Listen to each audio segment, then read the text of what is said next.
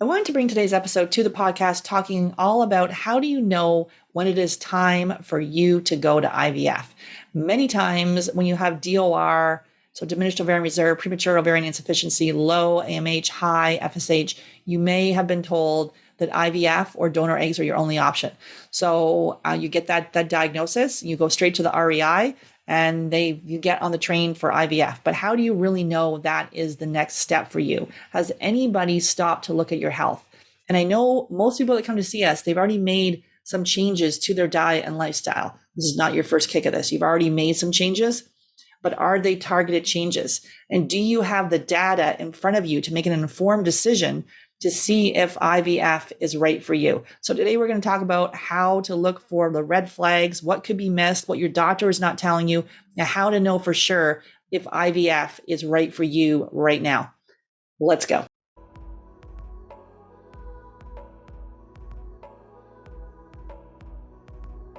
So today we're going to be giving you some tips to dig deeper as to why you may be struggling to have your baby. And so typically after working with hundreds of people, we've worked with people that either are told donor eggs are their only option. They may have tried naturally for 2 years. They may have already had failed IUI or IUIs or failed IVF or IVFs. They may have had miscarriage or repeat miscarriage. So our thing is we're not anti-IVF, we're pro-health. So you can't skip the health. Sometimes we're told in conventional medicine that the fast track to this is going straight to IVF. The fast track is working on your health. You'll either get pregnant naturally, or if you do need to go to the fertility clinic, you'll improve your chances of it working. And so this is not a quick fix or some magic pill, but in a very short period of time. So it takes 90 days for the egg to renew itself. The life cycle of the sperm is 70 to 80 days. So in a very short period of time, you can make massive changes to your health, your reproductive health, and improve your chances of having your baby. So I know you've been told, especially if you have a low AMH and or high FSH, diminished ovarian reserve, premature ovarian insufficiency, that, IVF is your next step. Donor eggs are your next step. And you may be down that road of planning on what it is you need to do. We need to work right now on our health. As I say, in a short period of time, you see massive change. So I'm going to give you some clues here. Sometimes people come to us and say, you know what, I'm completely healthy. I feel great.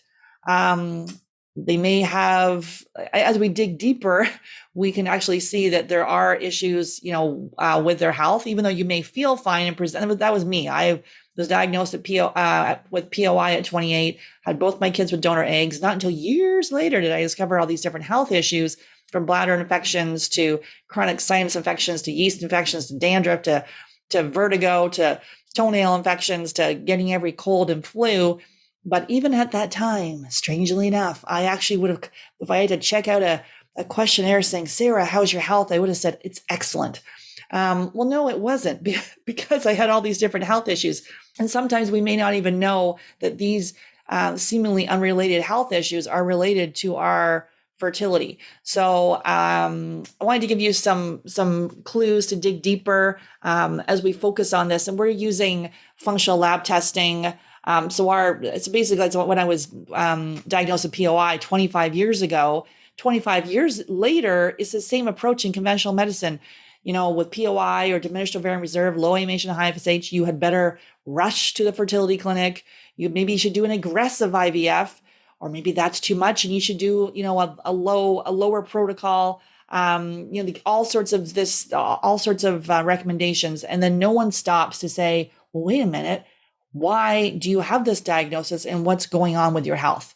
And so for me, years later, discovered food sensitivities and gut infections and chronic stress was a big one. And I wouldn't even have said I was stressed. I thought I was totally fine.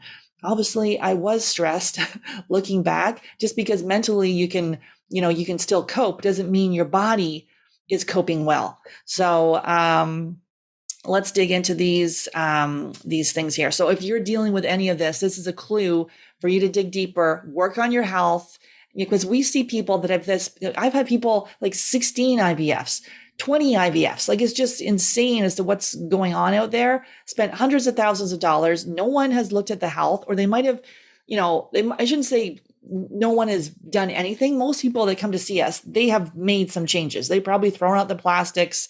They maybe dabbled in gluten-free. They, they've maybe done some acupuncture. So they've done something. It's not about just like, okay, I've only done IVF. Most people have, tried to work on their stress, but not in a very targeted manner. It's just sort of you doing those generalized recommendations, reading off a blog, podcast, a book, and following these recommendations, but it's not working for them. So we need to take a very targeted approach, and we use functional lab testing. So looking at food sensitivity testing, using blood stool testing, looking at the DNA of the stool, genetic testing, so we can really personalize that diet, lifestyle, and supplement recommendations. And then also looking at your blood chemistry, making sure they're in optimal levels. Many times we're told they're normal, but are they optimal? And then also looking at the semen analysis. And then our fertility mindset coaches are really going to help you work on that stress piece to get you out of that fight or flight into the parasympathetic, so the body knows it's safe to have your baby. So we really believe in that mind, body, spirit approach. And all through the podcast, I've been doing this podcast now for many years. We're coming up to 6 years in January that I have been talking about this stuff, to have you see this, look at things completely differently and know that it's extremely empowering. And you hire the team around you, from the REI to the OBGYN, to the functional medicine physician, to the functional nutrition practitioner, acupuncturist, but you're in the center. You don't have people all at once, but you bring them in as you see fit. But you're the conductor of your own healing, and you know your body best. A lot of times we go to the REI and they're like, they don't even listen to you. You're just a number, and you're like, wait a minute, there's a problem, blah, blah, blah, blah. And they just say, we're going to do the same protocol that we did last time. We'll just keep doing the same protocol. Well, has anyone stopped to look at your health? And so today we're going to give you some tips on that. So the first thing we see is people that have been on long-term hormonal birth control, which then can predispose you to gut infections and food sensitivities, and maybe not being able to absorb all your nutrients. And many times people were put on the pill, not for prevention. Most people that I speak to, it was because they had heavy periods, they had acne, they had irregular periods. And someone's like, okay, let's go to the doctor, see what they say. And lo and behold, they say, take the pill. A Band-Aid approach may falsely regulates your period, but it's not getting to the root of why it was heavy, irregular to begin with. And then you go off the pill, and not to say everyone that goes off the pill has infertility. People that we work with, the cycle doesn't come back, or it's still irregular. You're still dealing with these issues, and no one's dug deeper. So if you were on the pill, we see people being on the pill for 10, 15, 20 years, coming off and then trying to conceive. And all these things have been masked along the way. And sometimes people can go on the pill, it doesn't even agree with them. You can make you feel anxious or depressed. And then we go on medication for anti-anxiety and depression medication, and we're chasing all these symptoms, and it actually was the pill, and then all the other health issues that we had along with that. So if you've been on the pill, that can then predispose you to the gut infections, food sensitivities, and not absorbing all those nutrients. And you need all these nutrients to then help prepare for your baby. The next one is an undetected autoimmune disease. So we're not diagnosing here, but we see many times people, they may have celiac, they didn't know about it. You're chasing symptoms around. Maybe you've got, anemia, or you've got, digestive issues, and you're chasing around these symptoms. You don't know when you're struggling to conceive. Is it celiac? And then and it's not just about taking out gluten. There's cross reactors too with that. So you can take out gluten and you can still be intolerant to oats and corn and dairy, and it's the cross reactors. And you've got a whole issues going on with your gut. As you heal your gut, you can bring most of those foods back in. And I've seen many people that they're going through IVF. It's failed multiple times. And they say, oh, by the way, yes, I've got an autoimmune disease. I've got celiac. I've got Hashimoto's. I've got rheumatoid arthritis, MS, lupus, some autoimmune disease going on. And then in conventional medicine, you're given medication for that to manage it. Or maybe you've had, ulcerative colitis. We see that too, or Crohn's, where, hey, there's been no flare up for years, but is there still underlying inflammation in your body? We see that a lot. And so even though you haven't had a flare up, you maybe are in remission. Why is it not working? And as we start to further reduce all the stress and pressure on the body from a food sensitivity, a gut infection, environmental toxins, the mental emotional stress, then the reproductive system comes back online. So either an undetected autoimmune disease or you already know you have an autoimmune disease. And one autoimmune disease can then predispose you for a second autoimmune disease. So we see that with people as well. And so conventional medicine and autoimmune disease is just not the way to go. Like they're going to be giving you medication and just managing the symptoms, not getting to the root of why, the underlying healing opportunity of why it's there in the first place. So autoimmune disease, huge killer to dig into. Food sensitivities. I've done many podcast episodes on food sensitivities. This is not you going in this very restrictive diet for years and years. It's figuring out what are the foods that are triggering inflammation in your body. You take them out for a short period of time using food sensitivity testing, and then you take them out for 60 to 90 days, depending on what it is on your food sensitivity test. You heal the gut along with it, and then you bring most of the foods back in. If it's super high, then we wouldn't bring that food back in, but most of the foods you can bring back in. And so we have people do an elimination diet, being able to take out those top allergens, which are dairy, gluten, soy, corn, peanuts, and eggs, processed sugar and alcohol for 10 days, systematically reintroduce it. Check out the elimination diet. I tell you exactly how and why to do one. But a food sensitivity. We've had people intolerant to avocados. I was talking to one woman the other day, and she told me that she was she told us that she was eating avocados because they were a fertility superfood, but they made her throw up, and she was still eating them. No, that food is not good for you. Like if you eat dairy and go, oh man, when I have dairy, I feel bloated, or I just feel like your sinuses plug up. That's a clue. So if you know there's an issue with the food, just stop eating it. Not forever, but as we heal the gut, we can bring most of the foods back in. Gut infections. So I don't think many people, I've done like a lot of episodes on the gut, the correlation between the health of your gut and your ovaries.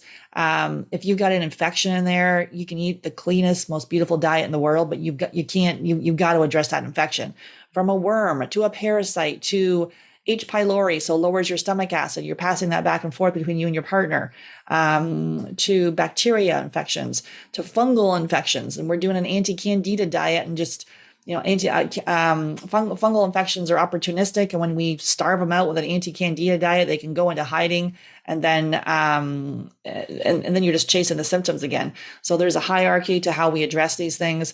And we see gut infections all the time. Literally, we're looking at that. So basically, in the hierarchy of things, we're looking at the health of your gut to be able to address what's happening in there, giving you a protocol to then to help to eradicate those infections, retesting to making sure that they're not here anymore afterwards, because you can do a protocol, second guess it, and then maybe you won't retest it, and maybe it's still there. And there's biofilms too, where you can uncover more infections underneath as you start to eradicate the ones on top, and more can come forward. And then we do a short protocol to address those.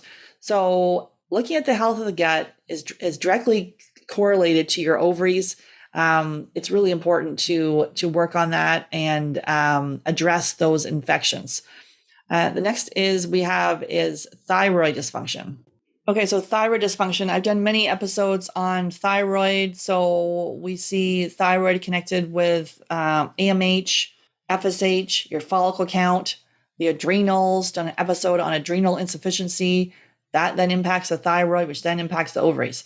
So we are always seeing something going on with thyroid, with low AMH and or high FSH, diminished ovarian reserve, premature ovarian insufficiency. Even if you've been told your TSH is normal, you've got to look at the full panel, looking at antibodies. And it could be normal, but is it optimal? TSH below 2, antibodies below 10, and then the other reference ranges on there. There's a guide, actually. You can send me a message at hello@FabFertile, and I'll send you the thyroid guide. It's got the whole reference ranges for thyroid, so you can look at your thyroid as well. But thyroid is highly correlated to and also pregnancy loss. If you've experienced that, you need to optimize the thyroid. So the thyroid is the canary in the coal mine. What is driving the thyroid off? Is it a food sensitivity? Is it a gut infection? Is it the adrenal insufficiency of the chronic stress you've been under? So managing the thyroid and getting it optimized is key, and so overlooked with conventional medicine. And people are on, and it's not about so it's not about getting off the thyroid medication. So if you're on thyroid medication, you already know there's an issue. So typically your REI will want to have your TSH below 2. So they may have given you thyroid medication, but have they looked at the full panel and the antibodies? Probably not. And then the doing the medication is not digging into, well, why is it off to begin with? So the medication can support it, but it's just a Band-Aid approach. You have to address the other factors of why the thyroid is off. And we regularly see the thyroid off with low AMH, high FSH, DOR, POI. The next one we have is chronic stress. So if you, and we just did one on adrenal insufficiency, if you are working more than 50 hours a week, if you, I can't tell you how many people we talk to who are going through IVF, they are working full time and they're in a graduate program. Like, I know you're a type A and you get crap done, but how is that impacting your body, your physiology, your biochemistry, your physiology, your biochemistry? How is that impacting you? Because even though you can function well, all of that stress on your body, like right now, we're trying to have your baby, and why is it not working? So the stress there has impacted your adrenal glands, which impacts the thyroid, which impacts the ovaries. So it's this whole cascade effect of you pushing yourself too far. Maybe you've had pregnancy loss. Maybe there's been a death in the family. Maybe you've been trying to conceive for years. You've tried, you've had multiple failed IVFs. You've been told donor eggs are your only option. It's a lot of pressure that we put on ourselves here. You're looking after a family member that's ill, or you've had a death in the family. All of that piece can impact your adrenals, and we see it. We do testing. Sometimes you just need to see it in black and white. We do testing with urine, looking at your cortisol over the course of 24 hours. And can we really see what's happening with it? Is it flatlined because you're just burnt out, you're overwhelmed, and that's impacting your sex hormones? You have no more vital reserve left. Is it struggling? So we can see that. And then how do we start to nourish the adrenals, bring everything back online in a very targeted approach? Because you start pounding, taking all these hormones and going towards IVF, and you're not even, you're in a depleted state. That's why it's, that can be a reason as to why it's not working. So working on, and then, we have fertility mindset coaches that can really help you with this, especially people can feel triggered by seeing a family, by seeing a pregnant belly, by seeing a child, with all the gender reveals, the baby showers, all, like, our whole society is around celebrating pregnancies and children, and going to your place of worship. Everywhere you go, you're impacted by this, and so it's hard to do this alone. It's really important to be able to give voice to some of these thoughts that you're dealing with. Our fertility mindset coaches are trained in heart math, so it's been used in organizations and schools and hospitals for years. There's some episodes we've done on heart math and really getting you out of that fight or flight into the parasympathetic, so your body knows it's safe. So chronic stress, if you identify with any of those pieces, it is really important to address that side of things and have someone support you with it on a mindset piece as well as a biochemical side of things. Environmental toxin overload. So, so we see a lot of people so many people are already taking out the plastics. Maybe you switch out your personal care and your cleaning products. Maybe you're not 100% there. So this is not about perfection. It's not running to your closets and throwing it all in the garbage. As each product expires, then you get a non-toxic option. But is that toxic overload, the stuff that we're exposed to? I was sharing on another podcast I did here, where I went to Portugal in the summer, and literally I didn't eat gluten, but I did have dairy, and I had some dairy supplements to help with digestion of that. No issues. And I was having some sangria, like I was enjoying myself, because I don't do dairy, gluten, or corn typically. So, and I didn't have corn either. But I did have some dairy because, the Portuguese food with some dairy was delicious. Not tons of it. And I had the digestive enzymes. Anyways, I felt totally fine. No issues. And came back to Montreal. I live in Toronto, but we touched down in Montreal for a bit and had a gluten-free pizza with some dairy in it. Did the same thing. Had my gluten pill to help with digesting, and it was a gluten-free pizza with dairy. Had the dairy pill. And later that night, my sinuses, I had a headache. I started getting some acne. It was like literally like the body was like, I don't think so.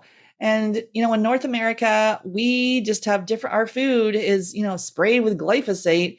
It's just, we see this all the time. People say, how can I go to Europe and I feel great? I just feel we're in the middle of a huge food experiment where our food is sprayed. And obviously people are like, why would I spend all this money on organic? And obviously organic can be more money, but making sure that you're at least the dirty dozen, the top 12 foods that are most highly sprayed, you want to make sure those are organic, that the clean 15, those cannot be. So if you're looking from a cost perspective, but the more we support the organic, the organic movement, then the more we'll get rid of those monocrops and all this conventional farming. And you got the farmers like cancer and they're exposed to all these pesticides, and then we're spraying it all over the food and we think it's not impacting us. Well, it is. So there's all sorts of articles and studies linked to infertility and a whole host of other diseases and all of these pesticides we're exposed to. So the environmental toxin overload is real. A first step to make sure, just for your period, for your menstrual pads and tampons, just make sure that you switch to a non-toxic one. The rest of it, do it on a slower basis and toss out as each one expires. You can then toss out some of those products. Another one we see is over exercising and under eating. We see, I can't tell you how many people with a low AMH and high FSH are runners. We're running 5 to 10 miles a week, but we feel really good when we run. And that's probably how you cope with stress. And if you're going to say, I want you to reduce your running, you might be like, I don't think so. Or maybe you're a CrossFit person, or maybe you're just doing some of this high intensity workouts. Even though you may feel fine, does your body feel fine? And so we can do some of that cortisol testing. You'll see it in black and white. Maybe that is no longer serving you. So it's not about you not working out. It's just, is that too much? You're going through IVF, you're working full time. Maybe you're in the graduate program and you're also you're exercising, running and doing high intensity workouts. And is that right for your body at this time as you're preparing for your baby in this beautiful state to have the baby know it's safe to come in? And that just might be too much for you. So we can see it in black and white with, doing some of the testing there. We do the adrenal testing. Another one we see, actually, and I've done a podcast episode on this, is breast implant illness. I'm just going to throw this one out there because we see many people where, I don't know if it's still, obviously it's still happening right now. They do I don't know how many, they're doing more explants, people removing the breast implants, but I know definitely my daughter's 21 and her generation now, they don't care about that stuff. But definitely breast implants are still alive and well. People are still getting them, but you've got this foreign substance inside of your body. People say to me, totally healthy, I've got nothing else going on, but my AMH is below 1. My FSH has gone up. I feel fine. And then anything else happen? Well, a couple of years ago, I got these breast implants. Not to say you need to go and take these out right away, but is that a factor that you may be dealing with? We do see this a lot. It is a theme, and people having breast implants. So if that is you, it's not just, wow, my health is totally fine. What could this be? Why am I struggling to conceive? Are the toxins and these foreign substances in your body, are these toxins leaching into your bloodstream and causing problems with your reproductive system? So definitely listen to that episode I did on breast implant illness. It's extremely, I really like that episode because I think sometimes people think they're just chasing around these symptoms and they think they're dealing with anxiety, depression, all these mood issues, or maybe you feel nothing and it's just right now your fertility is struggling. So could it be the breast implants? Maybe. Blood sugar dysregulation. Many episodes we've done on blood sugar imbalance. So if you're on this roller coaster blood sugar, it's impacting, your sex hormones, your adrenals, and stress can impact your blood sugar. Sleep, sort of the chicken and the egg. Maybe you're getting poor sleep, waking up in the middle of the night, having a hard time falling asleep. When you wake up, you feel you're not rested. that blood sugar roller coaster can then impact your sex hormones. So it's a theme we regularly see with low AMH and high FSH. You've got to regulate the blood sugar, either by getting a glucometer. You can just get that at Walgreens. You can do a continuous glucose monitor, where you just pop that on your arm and really check to see maybe that sweet potato that you're having is spiking your blood sugar, or maybe the fact you're having a smoothie with watermelon and pineapple and a little bit of greens and some orange juice.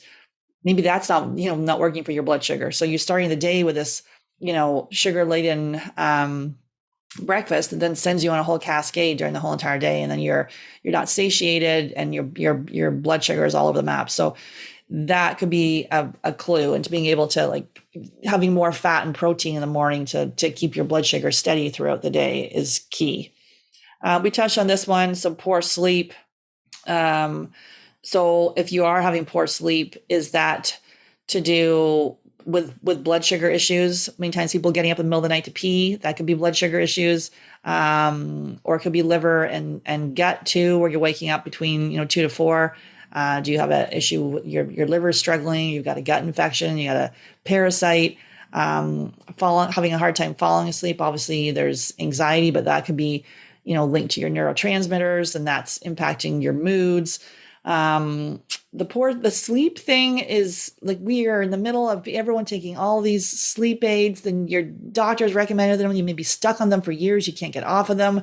And people struggling with sleep. Many episodes I've done on sleep, that could be a reason why, that you're struggling to conceive. Your sleep you should go to bed, hit the pillow within, 10 to 15 minutes, go to sleep, wake up, feel refreshed. If your sleep is not optimal, that's impacting your sex hormones. You've got to dig deeper. And the next one we have is digestive issues. We see a lot of people alternating between constipation and diarrhea. So it is normal for you to eliminate 1 to 3 times a day. So if you're like, 1 to 3 times a week, or once every couple of days, like, those toxins are circulating in your body, which impacting estrogen levels. Diarrhea, maybe you've had loose stools your whole life. IBS, that diagnosis that is completely unhelpful.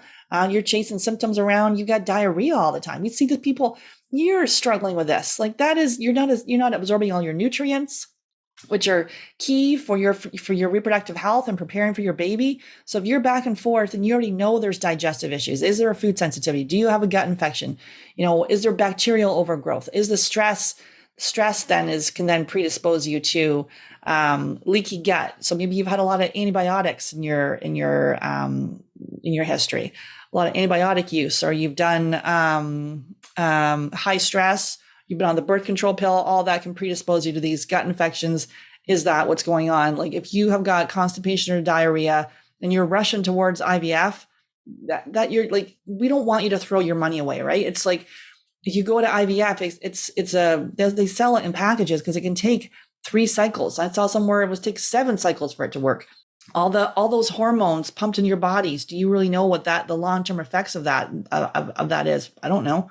And then all the stress associated with it, the mental, emotional pressure that you put on yourself each time for these cycles to work.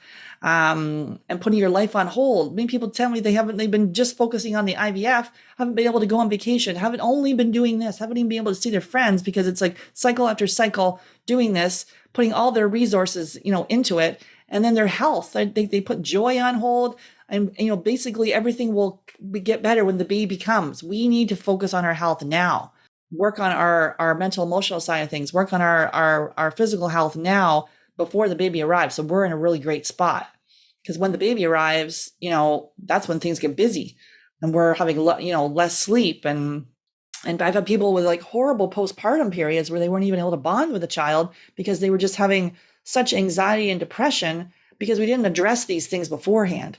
So, it is not selfish to think about yourself first before you bring in your child. Working on yourself, you and your partner, setting up the best possible foundation for your future family. When you are in a good state of mind, physically, mentally, emotionally, all of this, there's no downside to you focusing in on your health. And so those are some of the themes that we see with couples that we work with. And so, like we said, there's a reason that it's not working. And we see people like cycle after cycle. And then if they've had pregnancy loss, like all of that stuff can be trauma. And the mental emotional strain of it is can take over your life. So, although we've been told, to trust the doctors and we need to forge forward to another IVF, we think, stopping is going to impact our health. I just see so many people that it hasn't worked, right? So we want to focus on your health, get you in the best possible shape, you and your partner feeling great together. And then you can decide what's going to happen next. Do we, obviously people get pregnant naturally, or when you go through IVF, if you had people with like multiple rounds of egg retrievals, poor egg quality, everything's been horrible. All the embryos have been tested and everything has failed, or the embryo transfer has failed. And then they work on their health, and lo and behold, they have, thinking of one person, she had, well, we got lots like this, but just this one to share with you, where she had poor egg quality prior to working with us. She made all the changes, found she had non-celiac gluten sensitivity. She also had low AMH and endometriosis. And she had adrenal insufficiency, blood sugar imbalances. She had thyroid issues, gut infections. She made the changes. And then on her next egg retrieval, after making these changes, her next egg retrieval, she had beautiful egg quality. And they did a transfer. The transfer worked on the first time. And then she showed me a picture of her baby boy. So it's not that, okay, it's poor egg quality, there's nothing we can do. The egg quality you can improve. It's the quantity we can't, but we can improve the quality of what's there. So, and then also, IVF gives you a success of 30%. The average IVF is 30%. And so it's like, I just see so many people suffering in this sort of piece, right? If you've got someone doing 16 IVFs, spending hundreds of thousands of dollars, but they've got, like, in a short conversation I have with people, you've got, red flags for their health. It's just, it's time to really stop the insanity of doing the same thing over and over again, especially not even changing the protocol, and just keep going. How is that impacting you? Like, we've got to really focus in on you and your partner together. We coach couples. So it's not about you making all the changes. He has to make the changes along with him. And we've seen so many people have tried for years, and then no one's even looked at the man's semen. And he is usually, most of the guys we work with, they're open-minded, they're ready to make the changes, they're ready to do whatever it takes. He just might not know what he can do. And there's a lot he can do to optimize his health along with you. So, like we talked about, basically, if you're looking to get pregnant in the next 3 to 6 months, you want to focus on getting pregnant naturally. And even if you're like, you know what, you've decided that IVF is your next step. So you're going to have, so right now we're just guessing that, starting IVF next month is a good idea for you. We're just guessing. You'll have the data. You'll see if you've got a food sensitivity. Maybe you've got that infection, a gut infection, a worm, a parasite, something's in there. And then the genetic piece of this, we can customize the diet and lifestyle, because you can read all the books and blogs on these generalized recommendations, but are they right for you? We need to personalize it and customize it, and then making sure for your blood chemistry that everything is optimal. So, and then when we have the data, you'll then be able to decide, say, okay, I'm going to start, you'll get the green light to start trying naturally. And you'll decide, okay, I want to reduce this protocol, or I want to do this. So it's all up to, you're in the driver's seat with your team. You can look at the data, make a decision to see when IVF is right. Because right now, guessing that it's going to be right next month, and then going through the fact that it hasn't worked because you didn't work on your health. So you'll be able to have that data to make an informed decision when IVF is the right step for you. So if that feels right for you, all you need to do is go to fabfertile.com and go to apply here, book a call with me. We'll come up with a plan to help improve your chances of pregnancy success this year. Excited to speak with you. And lots to help as we prepare for pregnancy success, and hopefully some of those issues that we see regularly with people with low AMH and or high FSH, something rang a bell for you and kind of went, oh, wait a minute, this has been missed. So it's time to take your health into your own hands. You can make massive changes to your fertility when you take a targeted approach. And as you say, we have an OBGYN who's trained in functional medicine, nutrition practitioners that review our testing, and fertility mindset coaches specializing in low AMH and or high FSH to be able to help improve your chances of pregnancy success. So if it feels right for you, book a call and we will chat. Take care. Bye.